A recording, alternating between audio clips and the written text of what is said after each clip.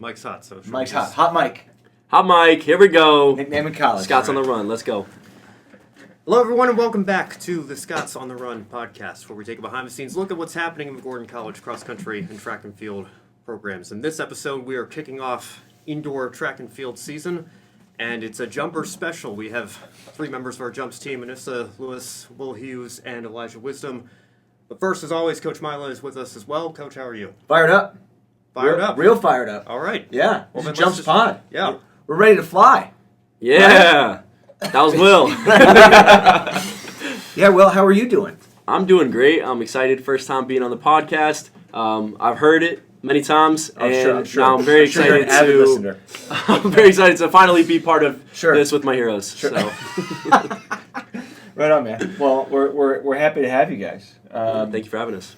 And we are less than 10 days from Christmas. Why don't we kick it off with a little Christmas conversation? What's Christmas traditions? Anissa, you kick us off. Any Christmas traditions? I would say at 12 a.m. my siblings all wake up and open one present, and then they go back to sleep. Well, Christmas Eve you stay up. Okay, cool. Wait, do you wake up or like do you? You like go to sleep and wake up? Yeah. You don't stay up until midnight? They do. I don't. Oh, okay. Dude, I was gonna say you're making it worse on yourself by trying to go to sleep and wake up. I'd say for me, there really are no traditions. After Thanksgiving, put the Christmas stuff up with my dad, and then go to my aunt's. Go to your aunt's? On Thanksgiving as well. She lives in New Hampshire. Usually snow. It looks really pretty. Favorite Christmas song then? What's your favorite Christmas Favorite Christmas song? Probably Last Christmas. Is that Waz, I think? Something like that. Wham, that one. Oh, really? I like that song. No kidding. You're for real? Yeah, that sounds pretty good. Good for you. Homemade cinnamon rolls. Ooh, that's a good one. We just picked that up recently, so that's gonna be. You're looking forward to the cinnamon rolls. 9 days. Start the countdown. And not to interject here, I forgot to mention earlier. My family does monkey bread in the morning as well. That's fun. That's good. Yeah, that's good. That's stuff. cool. That's cool. Right on, man. Well, hey. What about you? We are. Our girls are little, so we are kind of creating new traditions. I mean, our big tradition is like day after Thanksgiving, putting up all the decorations, and then what's wrong, Will? Nothing. I'm just talking right at you. Should I? You did put your hand on the desk, which you had specifically told him not to. That's okay. It's okay. Are you gonna cut this last? I'm not gonna cut this. Okay, great. Oh. We'll keep that in. Well, anyways, let's get down to business. After our first indoor meet, not this past Saturday, this Saturday before, I mean, it just felt fitting because you broke the high jump record, indoor high jump record, and I guess that was what's the outdoor record? That would have taken the outdoor as well. So, highest high jump in school history. Eli, it was your first jump. In your first jump as a fighting Scot, you took down the long jump record, and then Anissa finally, you had said this at some point in the last few weeks, or last week or so, that when you came here, you wanted to break the triple jump record. You got that as well, so it just kind of felt fitting that the flying Scots. Whoa! Wait a minute. The flying. That might be. That'll be the podcast might be episode. onto something. There you go. The flying Scots. How about it? So Anissa, take us through it. You broke the triple jump record. Take us through just the process. Right. So we started in September doing 16 100s. We're going to go for every workout. That was real crucial to get the record. Yeah, crucial. Yeah. Don't say it didn't work. Hill as well. Don't say it didn't work. And then we got a new jumps coach, Coach Jordan, and then it was just practice. A lot of it was mental. Leading up to the meet, I wasn't feeling great.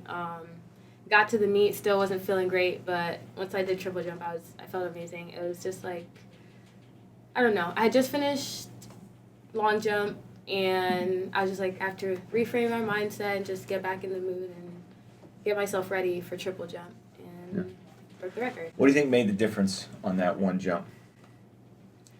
I think that jump was the moment I kind of trusted my coaches and my training, and I just relied on what I've been doing for the past few months. Love that. Just trusted it, sent it. Beautiful. Woos, as you're affectionately known. Yes. Also, check me out. Check me out on SoundCloud. Woos, Yeah, right. You can check me out on any actually listening media platforms: Spotify, Spotify, Apple Music, Pandora, Apple Music, or whatever you want to listen to. New shots. Yeah, so you can go ahead and check me out. It's Wooghs, WUGHZ. But anyways, back to high jump. So high jump, man. Well, you did all 3 jumps. Yes. Now, obviously, you and Coach Jordan talked about that. Take us behind that decision specifically. So last year I did the 60, the 200, and the long jump, and excellent sprinter. I don't know. I'm not the fastest sprinter of all time, but it definitely did not make me excited to go into training in the winter last year due to how slow I am. Sure. So this year I was like, you know what? I had made the decision earlier in the year to kind of focus on the jumps this year. So I was like, why don't I open up and do all of the jumps? That way I get a little bit of a basis for all of the jumps and, get a mark that I can kind of smash next meet. Yeah. So obviously you broke the school record in high jump. You must have been working on high jump a lot this preseason, no? So I had a handful of practices, 1 or 2. And honestly, part of that was really good for my mentality going into it because I was so, I did not care that much about how I jumped because I was like, I haven't practiced it. If I do terrible, then that makes sense. I didn't practice it. If I do well, then that's pretty awesome. But I don't expect to do well, right? Gravy. Yeah. So I was just really excited to jump since I didn't high jump as much last year, only once indoors. So I was really excited to get out there and, I don't know, had people to prove things to do. So. Well, and then so on top of that, were you happy with your overall day, choosing to do all 3 jumps? Yeah, so it was different because thinking back on it, I haven't ever done all 3 jumps in one meet. Usually it's a meet that's split into 2 days where I've done all 3 jumps. So my legs were definitely feeling it. But I was excited. I felt pretty good with my performance in all of them. Triple jump, I was close to my own personal best. And long jump, a good season opener, better than last year. So I was glad I did all of them. Yeah. For sure, man. And Eli, all right. So, new school, new team. You've been here, and not only were you adjusting to me as your coach for the first 2 years, then Coach Jordan comes in. You've had him for the last 2 months, first 2 months, and then the last month or so you've been with Coach Jordan. So a lot of transition, and yet you still had.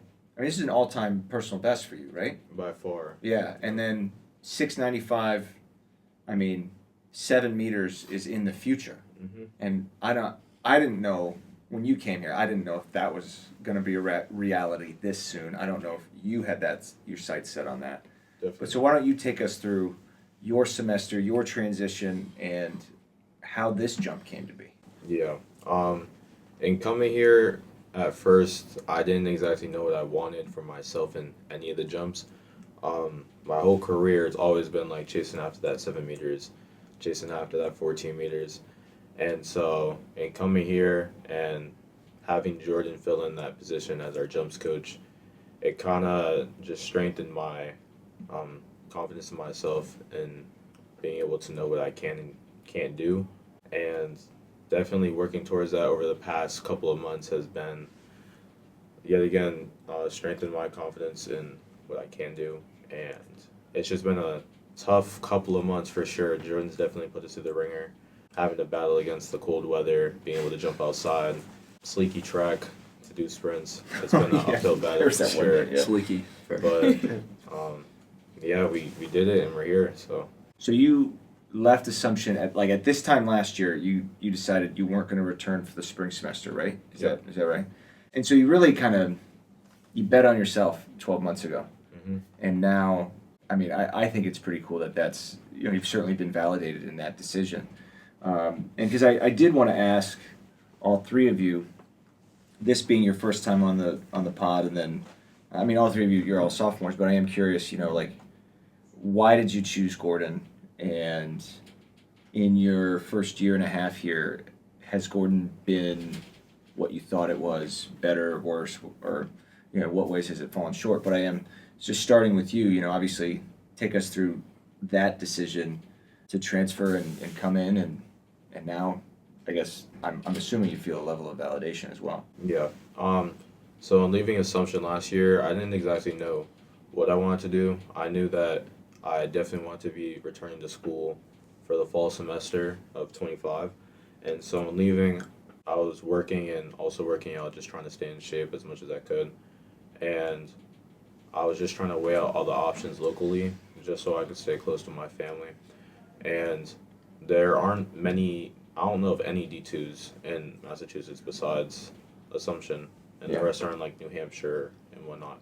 And so I actually was friends with somebody who used to be on the team, and he told me some pretty good things about the team, some pretty good things about the school. And so I actually never visited the school. Yeah. And I kind of just went off his word and took a leap of faith, and I came here. First month's kind of surreal. You feel like you're exactly where you're supposed to be, and then obviously the fairy tale kind of fades away. But it was still nice to be able to explore the new area, get to meet all the new people and everything too, and to just build different relations with different people and just see what everyone of a Christ-centered base is about. Yeah, and fairy tales tend to come to an end right around the beginning of winter. So that makes sense for us who train outside a decent amount. But how about you guys? So why'd you choose Gordon? So the coach really reached out to me. All jokes aside, my sister goes here at the school. She's a senior right now. And I had heard good things about the school from her. And as a high schooler, I didn't really want to think about college or have to do, much grown-up adulting at all. And so I was like, you know what? I do know that I want to go to a Christian college because, that's a big part of my life. And so I wanted to surround myself in an environment like that. And my sister went here, and I was like, I can just apply there. That's it. Don't have to worry about it. And Did you apply anywhere else? No, just here. And you were reaching out, so I was like, okay, I already know I could be on the track team. It's nearby. I like Boston. Yep. I can do my major here. Yep. Everything works out. And so, yeah, that's how I got here. Definitely difficult adjusting to like the coaching style and whatnot, but definitely worth it. Yeah, say more about that. No, go on. For me, I started my college search through track programs. Like, I was not really interested in academics. I knew exactly what I wanted to do, like psychology or law. So as long as the school had that, it was just focusing on the track part now.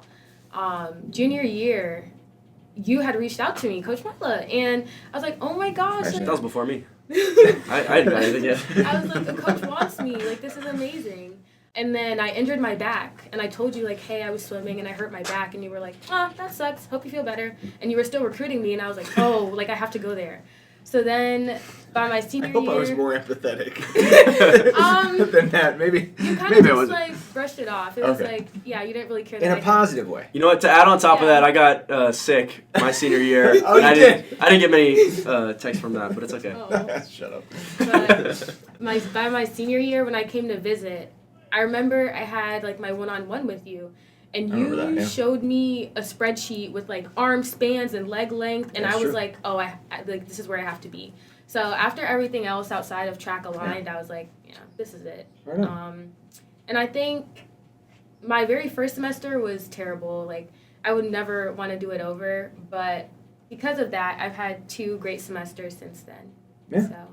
Yeah. Hey, man, I know the feeling. It's not going to be smooth sailing all the time, but I will say, even as a coach, my best years as a coach have often come after a really challenging year. And actually, my last year at Biola, the year before that. So my last year at Biola was really good. The year before that was probably the worst year. It was coming out of COVID. We had a lot of grad transfers, so yeah. So I know the feeling, but I did want to say, when you guys were talking about your performances, one thing that was consistent, like Eli, you mentioned confidence, and you said just trust it, and then you were even talking to Will, you were talking about like the fact that the little amount of practice that you had really had helped you just clear your mind a little bit. And so as much as, like, obviously I believe in what we do to train you guys, the training can only go so far, right? Like, you guys trusting your coaches, like believing in what you're doing and then believing in yourselves is really what can make the difference. And particularly in jumps, right? Like, you can have a jump it can go well or not, and then that can kind of determine how you think about the next few. If you foul the first one, you could stress out, I only have 2 left, what have you, if you don't feel good on your first jumps, so on and so forth. So I guess last question for you guys, answer it however you want to, but I don't know, from the mental side of things, how do you, obviously I think that played a big role in the performances this past competition. Moving forward, like, how do you manage that? Are you intentional about anything moving forward? I can start. I definitely am intentional with what I do before meets. In high school, I started doing this because my friend told me to do it, but I meditate a lot, and I especially pray and listen to worship music, just give the glory to God, because I know that at the end of the day, it doesn't matter like what my performance is or how far I'm jumping. It's the fact that I'm doing it for Him and able to glorify Him through my hard work and intentionality and stuff like that, gives me the confidence I need to know that how good I do doesn't depend on the numbers I jump, but more like the results of my actions, which is sending the glory to God. Yeah. Rhoda? Anissa or Eli? Yeah, I think you kind of talked about this with Eli and how he bet on himself 12 months ago.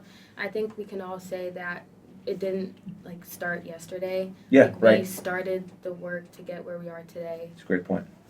Far sooner than we probably even know it. Whether that was working on our mindset, or working out, or surrounding ourselves with the right people, or entering in the right environments. I think we all did that work beforehand to get to where we are now. And I think for me personally, it's about maintaining what I've already been doing and finding ways to do even better. That's awesome. Yeah? Yeah, I agree with what Anissa is saying. There's a lot of things that, even though we do show up to practice every day and we work out, there's a lot of stuff that happens behind the scenes, whether it's making sure we get our proper meal in, or making sure that we stretch and roll out. I know for myself, a week before the meet, I was in the trainers maybe 2-3 times a week, checking in with Megan. I was rolling out 2-3 times a week, or at least after every single practice. I was using the boots. And I was just trying to make sure that my body was as prepared as it could be, because all the work leading up to that, I was already sure of just Jordan's training, your training, and what it could do for myself. Yeah. And going into the meet, kind of woke up late a little bit, so that didn't really help. Had to hurry and get over there, but it was nice to be able to just kind of be in my own thoughts and just slow everything down. And then it's different for jumps, at least for myself. I feel like it's, for sprinting, you feel the jitters and the nerves the entire time, but for jumps, it's just a friendly competition. Yeah. And it's just nice 100%. to be able to show. I mean, obviously we get the adrenaline when we step on the runway, but it's a different feel. The jumpers are definitely a nice environment to be around. I think jumpers and throwers specifically are the best community in track for sure, because you might get some hate for that. Yeah. One. Oh, really? Hot Really? take. Okay, it's a hot take. I don't think so. But just due to the friendliness and competition, I know a lot of the people that I go up against. I know them by name. Yeah. And we are rooting for each other. At the end of high jump, it was me and one kid left. I wanted him to clear that. I wanted to win. But I also, I was happy for him when he cleared the bar. He deserved it. Right. And I think that's something that's a little different with jumps. That's not the same with sprints. Even between the two of you have said this. And Eli, I don't know if either of you want to talk to that. The fact that the two of you have each other in triple jump specifically, I think you're pushing each other.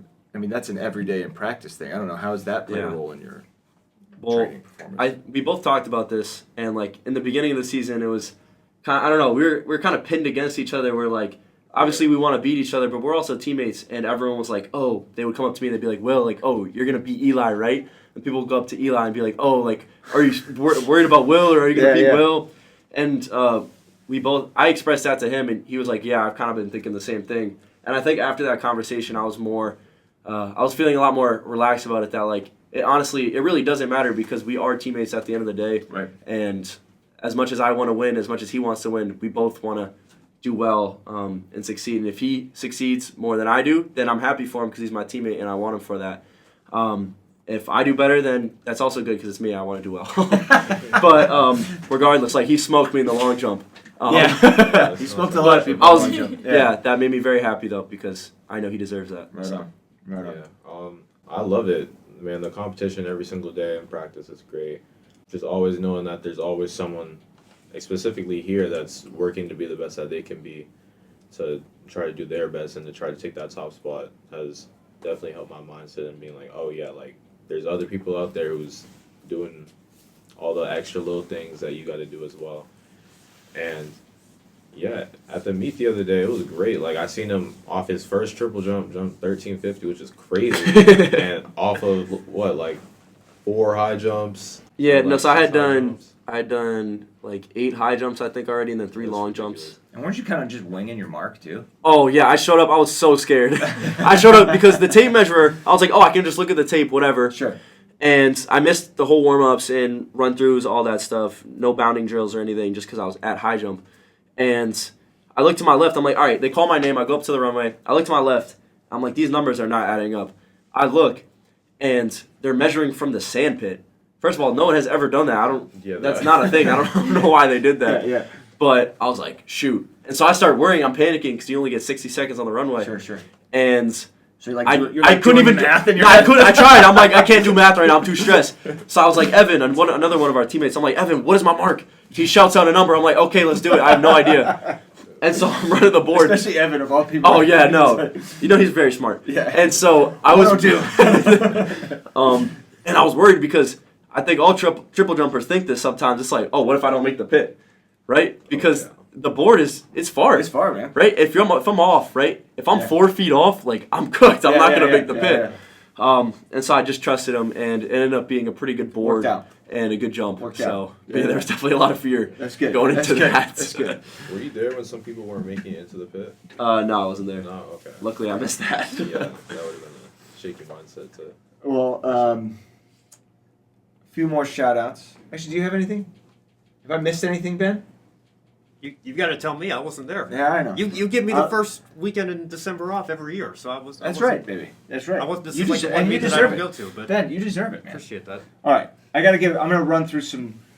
I'm gonna speed round. Yeah, Sure. we'll go by the numbers. We'll start with the women's team. People that deserve shout-outs. Lizzie Gaskill, PR in the 60, best indoor 200 PR, second best 200 she's ever ran. Just about 1/10 of a second off of her best 200 all time. Emily Bankston, I believe she PR'd in the 60, and then she ran the 300 later. And we don't have an official. I mean, she ran the fastest 300 in school history. We don't really run it that often, but she did break the school record in the 300. We had, for the first time since I've been here, we had 2 female sprint hurdlers. Pretty stoked about that. Stella ran really well, 10:35 in the 60 hurdles. And then I wanted to also, on the men's side, Justin Herzog, PR in the 60, college best in the 200, and it's the best 200 he has started his season in. And then, Jude Raines ran a really good, I think it was like 37 low 300. I entered him at like 38.5, and I thought that was a fair mark. So that was pleasantly surprised with that. And then our throwers have really... Yeah, I mean, Olivia Garrity, solid start to her season, but on the men's side, we're deeper in shot put than we have been in the past. We'll give a quick shout, Dylan Curtis, 11:44. That's an all-time PR, indoor or outdoor, for him, and he's pretty fired up. He texted me right before this. He's dialed in and focused, ready for the rest of the season. So we did a little bit of a speed round there. But yeah, I mean, honestly, overall, it was a really good start for the team. And, we just get this one meet before we have this long break. And I think it was, overall for the team, I think it was exactly what people needed. Just a little bit of a taste, just a reminder of why you've been working so hard. And I think for the most part, people got a glimpse into like, oh, this hard work is paying off in one way or another. So, yeah, man, I think we're set up really well moving into the second semester. All right, yeah. So we have obviously Several weeks off here with Christmas and New Year's and the winter break, and then we come back, looks like on January 23rd. January 23rd, the Lion Invitational, I believe, at Wheaton College in Norton, Mass. And my new baby's due on January 24th. So we'll see. We'll see go. if the mile relay is complete. You know what I mean? All right. Yeah. So yeah, should be fun. We got some time. Yeah. All right. Well, thank all of you three for making your podcast debuts here. And thank you, Coach Milo. Thank you all for listening. Have a Merry Christmas, Happy Holidays. We will see you in a little more than a month as we get into the heart of the indoor.